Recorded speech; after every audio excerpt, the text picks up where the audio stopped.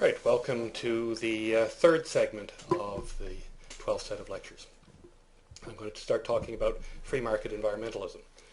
You remember that I distinguished three economic approaches to the environment.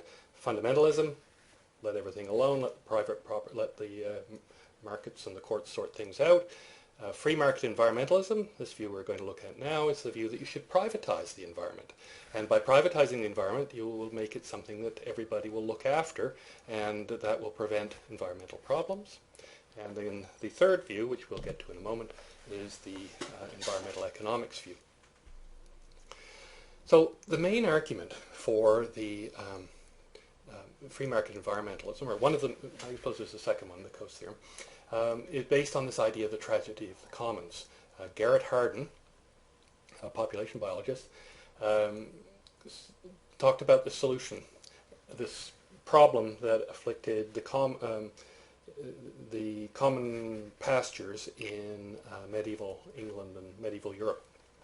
The problem, the common pastures were always a mess because people kept on adding animals to the pasture until the pasture was all eaten up and destroyed.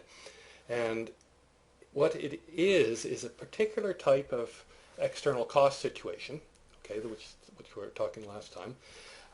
So in which any individual participant's action can spread the external costs over everybody else. And so each participant has a positive internal benefit, net internal, and benefits are higher than costs for doing the action, yet this applies to everybody, so everybody does it, and the result of everybody doing it is a worse situation for everybody. Okay, so individuals have an incentive to do what's bad for everyone. It's smart for the individual, but it is dumb for everybody. So here's an example. So you've got 10 farmers, and they each graze 10 cows on a common pasture, and the carrying capacity is 100. Okay, so after that, the pasture starts to be destroyed. If the number of cows on the pasture is 100 or below, the farmers make $40 a cow, and so or each farmer is going to make $400. Okay, for the 10 cows that they're grazing. So that's where we start. If the number of cows on the pasture exceeds the carrying capacity, then the profits will fall for each farmer by $1 per cow for the extra cow grazed. So graze one more cow, and everybody's cows are going to do worse. So what you can graze one more, 101, all 101 animals are going to do worse. And what you get is something like a cooperation dilemma here. So here's an arbitrary farmer, and here's the 9 other farmers. Okay, so there's 10 of them altogether.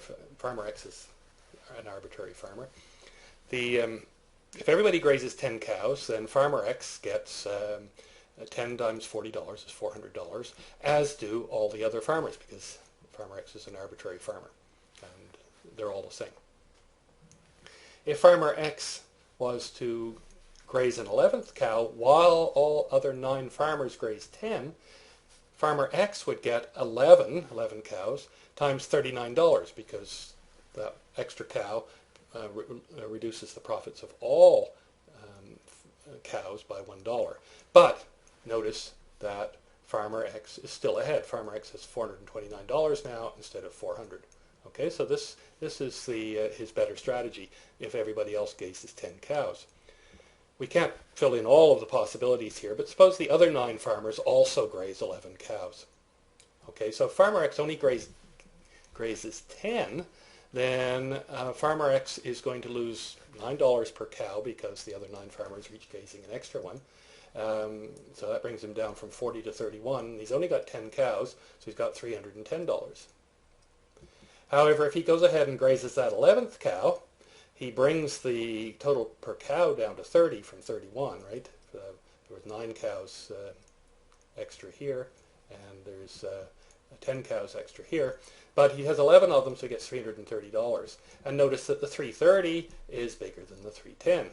So Farmer X has a dominant strategy to graze 11 cows. But because Farmer X is the same as every other farmer, they all have a dominant strategy to graze an extra cow, because they can spread the external costs onto the other farmers. Okay, and that's the tragedy of the commons. Everybody keeps on grazing another cow until the pasture is destroyed. Each farmer has a dominant strategy, which is to graze the 11th cow. The total cost of that one more cow is $1 per cow for all of the 101 cows. Let's say the first farmer. When you start with 100, farmer X adds 1, you have 101. The total, but you lose $1 per cow. The total for all those cows is 101. But the total internal cost to farmer X, arbitrary farmer X, is only $1 per cow for his 11 cows, which is $11. There's $90 of costs incurred, but only 11 are incurred by farmer X. The other 90 are incurred by the other 9 farmers. So again, each farmer will graze the 11th cow, 12th cow, and finally the pasture will be ruined because each farmer is able to externalize the cost of that extra cow onto the other farmers. So the problem is that the pasture is common property. It's open access. Nobody can be excluded from the use of the property. One solution to this problem of common property is to privatize the pasture by creating property rights. Okay, and each farmer will have 1/10 of the land, and no farmer is likely to overgraze her private property. She'll choose the right number of cows to suit what's going on. And this is the idea of free market environmentalism, that you create private property rights and each right holder will protect their portion of the environment. If the whole environment is privatized, then the whole thing will be protected. I mean, there's some problems with this. How do you distribute these shares? Do you give everybody an equal share in the pasture? Do you distribute according to historical usage? Or do you go first come, first served? There's all sorts of problems about the justice of setting this up. But it is a solution, and that's suggested as an argument in favor of free market environmentalism. Of course, there's an alternative solution, which is to create an authority to manage the grazing on the common pasture. And this, for example, in community pastures is often what's done, or what's done in the grazing management in the western United States. So the free market environmentalism is one solution, but it's not the only solution to this problem.